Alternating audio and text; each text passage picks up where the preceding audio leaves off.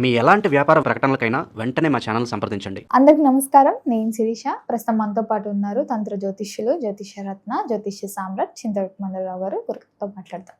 నమస్కారం గురుగారు. మాతృదేవోభవ, పితృదేవోభవ, ఆచార్య దేవోభవ. ఓం నమో మాందేశ్వరాయ నమః.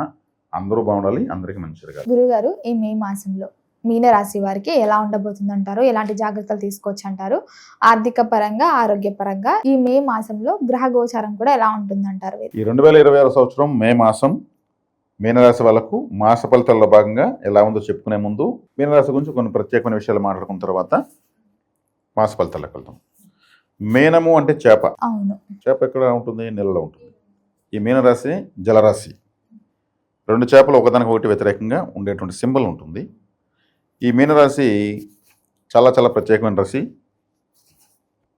అంటే అడిగినది అడిగినట్లు ఇచ్చేటువంటి రాశి. మనం ఏది అడిగితే అది ఇచ్చేయడం, ఏది అడిగితే అది ఇస్తుంది. అంటే అడిగే విధానం తెలియాలి, మనం అడిగే విధానం తెలియాలి. అంతే అదంటారు, అడుక్కునేదానికి కూడా అనుభవం కావాలంటారు. ఎవరింటి అడిగితే కూడా ఎవరు భిక్షగాడు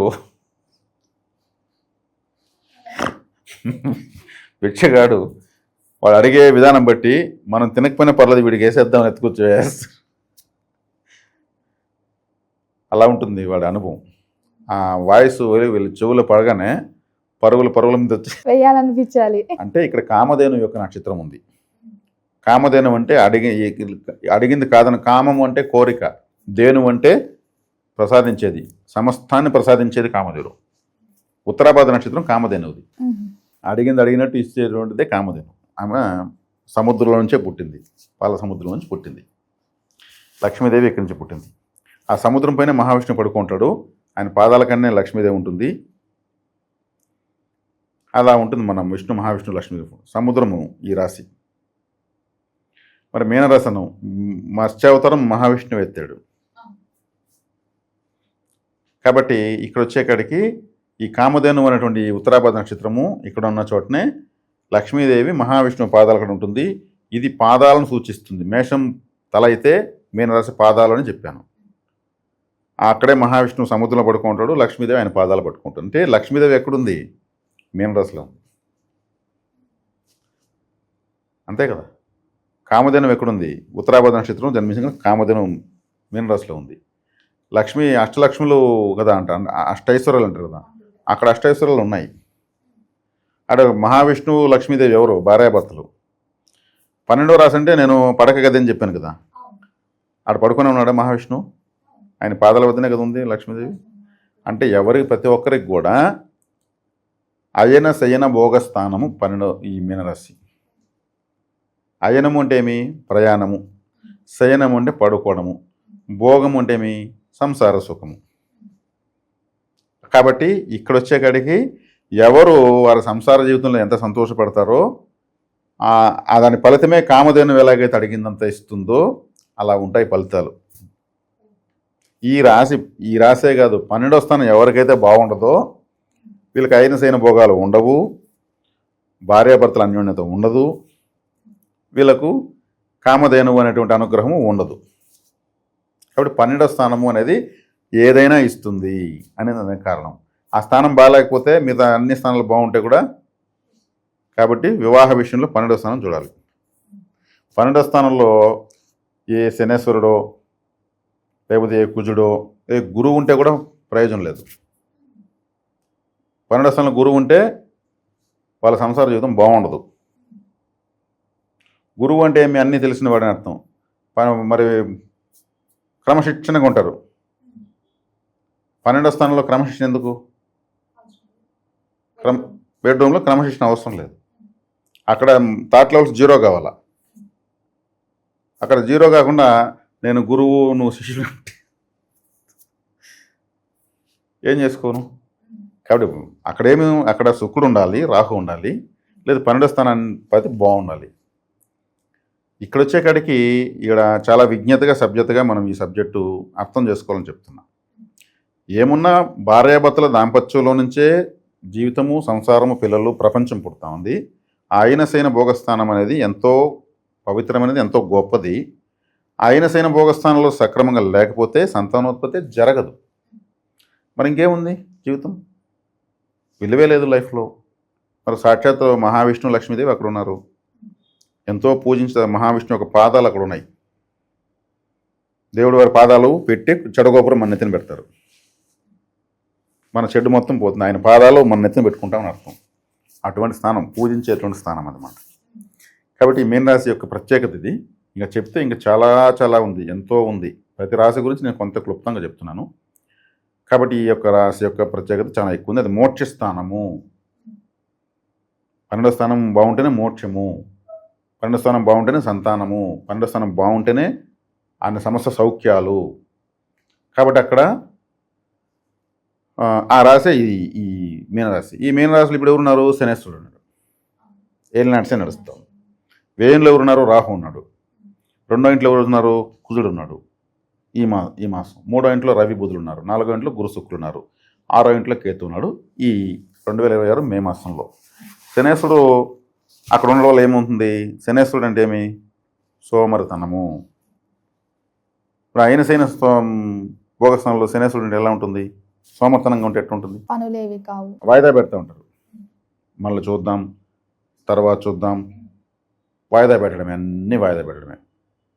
కాబట్టి ఇక్కడ వచ్చేకాడికి వీళ్ళకి జన్మంలో శని ఉండడం వల్ల వీళ్ళ యొక్క ముఖ వర్చస్సు కూడా మారుతుంది. బ్లాక్గా తిరుగుతారు. ఇప్పుడు మీన రాశి వాళ్ళు ఉన్న గ్రహాన్ని బట్టి కలర్ మారుతారు. తెలుపుగా ఉన్న వాళ్ళు కూడా కాస్త కళ తప్పుతారు. విచారం ఎక్కువ ఉంటుంది. ప్రతి ఒక్కటి వాయిదా పెట్టకపోయినా వాయిదా ఆటోమేటిక్ పడుతుంది. తర్వాత చూద్దాంలే అనిపిస్తుంది. లేటుగా పోయారంటే ఎందుకు లేటుగా వచ్చామంటారు. తొందరగా వెళ్తే ఇప్పుడే ఎందుకు వచ్చినావు అంటారు. పరిస్థితులు అలా మారిపోతాయి. కాబట్టి జన్మంలో శని అంత మంచిది కాదు, అసలు మంచిది కాదు. కాబట్టి శనిని నియంత్రించాలి. ఫస్ట్ వెళ్ళు. ఎలా నియంత్రించుకోవాలి? శివాలయానికి ఎక్కువ వెళ్ళాలి. అభిషేక ప్రియుడు శివుడు, ఇది జలరాశి. కాబట్టి శివాభిషేకానికి ఎక్కువగా ప్రాధాన్యత ఇవ్వాలి. మీరు అభిషేకాన్ని మీరు జరిపించలేకపోయినా అభిషేకాన్ని చూడాలి. శనేశ్వరుడు కాలభైరుడు శిష్యుడు. కాలభైరుడు శివుడిలోంచి వచ్చాడు, ఉద్భవించాడు. శివుడిలోంచి కదా కాలభైరుడు వచ్చాడు. శివులో వీరభద్రుడు వచ్చాడు. శివులోంచి సుబ్రహ్మణ్య స్వామి వచ్చాడు. మహాతీతమైనటువంటి మహాదేవతలంతా కూడా శివుడి నుంచి ఉద్భవించిన వాళ్ళే. మా అమ్మవారు సాక్షాత్ సగం శివుడు ఇచ్చేసాడు. ఆయనలో లేదంటూ లేదు. తినుటకు తిండి లేదు, కట్టుటకు బట్ట లేదు, ఉండుటకు ఇల్లు లేదు. ఏమీ లేని ఆ శివుడికి ఏ లోటు లేదు. శివుడు ఆజ్ఞ లేనిదే చేయమైనా కొట్టదు. ఏలాంటి ఏం చేస్తుంది? చక్కగా వెళ్ళి శివాలయాన్ని కూర్చోవాలి. కుదిరితే తీసివ్వగలిగితే తేనె తీసివ్వాలి అభిషేకానికి, శివాభిషేకానికి. మృత్యుంజయుడు ఆయన పేరు. అంటే మరణమే లేనివాడు, పుట్టుక రహస్యం తెలిసినవాడు, గిట్టుటకు అవకాశం లేనివాడు. అందుకే మృత్యుంజయుడు. మరి వేరే దేవుడిని ఎందుకు చెప్పలేదు మృత్యుంజయుడని? మృత్యుని జయించాడు ఆయన. మృత్యు ఆయన చూసి ఆయన మెడలో హారంగా వేసుకున్నాడు. పాము అంటే విషం కదా, చంపుతుంది కదా. ఆ మృత్యువునే మెడలో హారంగా ఆర్నమెంట్గా వేసుకున్నాడు ఆయన. కాబట్టి మృత్యువు లేనటువంటి పదార్థము తేనె. తేనెకి ఎక్స్పైరీ డేట్ లేదు. మృత్యుంజయుడికి తేనెతో అభిషేకం చేయడం వల్ల మనం కోరిందంతా ఇస్తాడు. కాబట్టి ఇప్పుడు ఏలినాటి శని ఎంత ఏడుతుంది? కాబట్టి ఇప్పుడు మనం శివుని ఎక్కువ సేవించుకోవాలనే శనేశ్వరుడు వచ్చాడు అనుకోవాలి ఆనందంగా. ఈయన రాకపోతే మనం అంత శివసేవ చేయగలమా? కాబట్టి ఎక్కువగా శివుడికి అభిషేకం అంటే అభిషేక ప్రియుడు. కాబట్టి అభిషేకాలు చేయించడం, అభిషేకంలో పాల్గొనడము, అభిషేకాన్ని దర్శించడము. అట్లా వెళ్ళలేకపోతే యూట్యూబ్లోనే శివాభిషేకాన్ని పెట్టుకుని చూడాలి. ఈరోజు కాశీలో జ్యోతిర్లింగానికి ఎలా అభిషేకం జరుగుతుంది, మరి ఇంకొక చోట శ్రీశైలం ఎలా అభిషేకం జరుగుతుంది. 12 జ్యోతిర్లింగాలనే కదా. ఏదో ఒక్కొక్క రోజు ఒక్కొక్క శివలింగానికి అభిషేకం చూస్తూ కూర్చోవాలి. దానికి అభిషేకంలో తన్మయత్వం వెళ్ళిపోవాలి. అప్పుడు ఏలాంటిని ఖచ్చితంగా కంట్రోల్ అవుతుంది. కాలభైరవాష్టకం ఎక్కువ చదవాలి. వీధి కుక్కలకు ఫుడ్ పెట్టాలి. భైరవుడు యొక్క వాహనం కుక్క. భైరవాష్టకం 8 నిమిషాలు చదివేసి కుక్కలకు ఫుడ్ పెడితే కూడా చాలు. కాశీలో కాలభైరుడి దగ్గర వెళ్ళాల్సిన అవసరం లేదు. మరి ఇంట్లో కుక్కను పెంచుకుంటున్నాము అంటే, ఇంట్లో కుక్కను పెంచుకుంటే ఫ్యాషన్, వీధిలో కుక్కకు ఫుడ్ పెడితే పరిహారం. అంటే ఎవరు పెడితే వాళ్ళు పెట్టిన దాన్ని తిని ఆదరించబడుతుంటాయి వీధి కుక్కలు. ఎవరు పెట్టకపోతే ఎక్కడో చోట వెతుక్కుంటూ ఉంటాయి. ఇంట్లో కుక్క ఉంటే దానికి స్పెషల్ సోపులు, స్పెషల్ ఫుడ్డు ఇన్ని ఉంటాయి. దీన్ని పెడితే పరిహారం కాదు. కాబట్టి వీధి కుక్కలకు పెట్టడం వల్ల కాలభైరుడు యాక్టివేట్ అవుతాడు, శనేశ్వరుడు కంట్రోల్ అయిపోతాడు. ఇది వీళ్ళకి చాలా చాలా ఇంపార్టెంట్. శనేశ్వరుడు గురించి ఎంతసేపు లాగా మనం సబ్జెక్ట్. కాబట్టి 2వ ఇంట్లో కుజుడు ఉన్నాడు. 2వ ఇంట్లో కుజుడు మంచిదే. కొంచెం ఘాటుగా కారంగా సారంగా మాట్లాడడానికి అవకాశం ఉంటుంది. రెండు మాట అనే దీంట్లో ఒక ఫోర్స్ గ్రహం ఉంది కుజుడు. అంటే ఒక నెగటివ్ ప్లానెట్ రెండో ఇంట్లో ఎవరికి ఉంటుందో వాళ్ళు ఘాటుగా, కోపంగా, ఆవేశంగా మాట్లాడే స్పీచ్ ఉంటుంది. కాబట్టి అట్లాంటప్పుడు ఏమవుతుంది, టంగు స్లిప్ అయ్యి ఒక్కోసారి పొరపాట్లు దొల్లి గొడవలు వచ్చే అవకాశం ఉంటుంది. కాబట్టి దాన్ని కంట్రోల్ చేసుకోవాలి. తర్వాత మూడో ఇంట్లో రవి మంచిదే. ఈ రాశికి రవి 6వ ఇంటి వాడు 3వ ఇంట్లో ఉన్నాడు. గోచారరీత్యా మంచిదే. అదేవిధంగా ఎవరైనా వీళ్ళ ఇంట్లో ఉన్నటువంటి సోదరులకు లేదా వీళ్ళ రక్త సంబంధికులకు ఎవరికన్నా ప్రభుత్వ ఉద్యోగం వచ్చే అవకాశం ఉంటుంది. ప్రభుత్వ ఉద్యోగం కానీ లేదా ఇంకేదన్నా ప్రయోజనం కానీ జరిగేదని అవకాశం ఉంటుంది. ఇది. తర్వాత 4వ ఇంట్లో గురువు ఉన్నాడు, రాశ్యాధిపతి. 4వ ఇంట్లో గురువు ఉన్నప్పుడు గృహస్థానంలో సొంత ఊర్లో ఉన్నారు కాబట్టి వీళ్ళకు ఒబీడియంట్గా ఉండిపోతారు అంతే. వీళ్ళాల్సిన తాకడ ఎక్కువ ఉంది, వీళ్ళ ఊర్లో వీళ్ళు అందరితో మంచిగా ఉండిపోతారు. ఈ పెట్టుబడులు కొత్తగా వ్యాపారాలు స్టార్ట్ చేస్తారు గురుగారు. ఇప్పుడు చెప్పిన పరిహారాలు చేస్తే బాగుంటుంది. పెద్ద భారీ పెట్టుబడులు అయితే పెట్టలేరు, భారీ పెట్టుబడులు పెట్టకూడదు కూడా. ఉంటే కూడా నామమాత్రంగా పోతూ ఉండాలి. ఏమీ కనిపించలేదు, ఏమీ వినిపించలేదు అనే విధంగా పోగలిగితే చాలా మంచిది. వివాహ యోగం కూడా ఉందంటారా మరి? వివాహ యోగం ఆటోమేటిక్గా ఉంటుంది. ఎందుకంటే ఏలినాడ్సిని ఉంది అంటే ఖర్చులు అధికమైపోతాయి. పెళ్లి చేసుకుంటే ఖర్చు అయిపోతుంది డబ్బు. డబ్బే లేదు పెళ్లి చేసుకుందంటే అప్పున చేపిస్తాడు కంపల్సరీ. అప్పు చేసిన పెళ్లి చేపిస్తాడు. మళ్ళీ మంచి సంబంధం కుదిరింది, డబ్బు లేదు కాబట్టి ఒక 4 దగ్గర ఒక అప్పు చేసింది చేసుకునేస్తారు. వీళ్ళు కూడా దొరికిపోతుంది. పెళ్లి అంటే డబ్బు ఇస్తారు, ఇల్లు అంటే డబ్బు ఇస్తారు. కారణం చెప్పకుండా డబ్బు అయితే ఎవరెవరు, పెళ్లి అంటే ఇచ్చేస్తారు అట్లా. కాబట్టి వివాహం జరుగుతుంది. ఏలినాడ్సిని ఉన్నప్పుడు ఎక్కువ వివాహాలు జరుగుతాయి.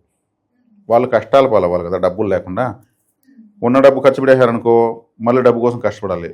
లేని డబ్బు అప్పు చేశారనుకో మళ్ళీ పెళ్ళైనాక మళ్ళీ వాళ్ళు అడగడం స్టార్ట్ చేస్తారు. ఎట్టో కూడా కష్టపడాలి. కాబట్టి వివాహం అనేది ఎక్కువగా మందికి శనేశ్వరుడు పెళ్లి చేస్తాడు. అది నేను ప్రాక్టికల్గా చూసింది, గ్రంథాల్లో లేదు. ప్రాక్టికల్గా ఎంతోమంది జీవితాలు చూసిన విషయం అది. మరి కుటుంబ వాతావరణం ఎలా ఉంటుందంటారు? కుటుంబ వాతావరణం చెప్పాను కదా, కొంచెం వీళ్ళు మాటను కంట్రోల్లో పెట్టుకుంటే స్మూత్గా పోవాలి. స్మూత్ టాకింగ్ రాలేదంటే గొడవలు అవుతాయి. మరి ఆరోగ్యం తీసుకుంటే జన్మంలో శని ఉన్నాడు, ముఖ వర్చస్సు కూడా తగ్గుతుంది అని చెప్పాను, హుషారు తగ్గుతుంది అని చెప్పాను. తర్వాత చూద్దాము, పడుకుంటే ఇంకొక 5 నిమిషాలు పడుకొని లేద్దాము, ఇంకొక 10 మినిట్స్ అనడము, అట్లే ఉండిపోవడము, ఆ నిద్రమత్తులోనే ఆలోచన సరిగ్గా పనిచేయకపోవడము, ఆలస్యంగా లేచిన దానివల్ల సరైన సమయానికి వెళ్లకుండా పనులు చెడిపోవడము, ఇవన్నీ జరుగుతూ ఉంటాయి. దూర ప్రయాణాలు కూడా చేయొచ్చు అంటారా గురుగారు? దూర ప్రయాణాలు వల్ల పెద్దగా ప్రయోజనం ఉండదు. దూర ప్రయాణాలకు అవకాశం వస్తుంది, పెద్దగా ప్రయోజనం ఉండదు. పోయి మళ్ళీ వెనక్కి వచ్చేస్తారు.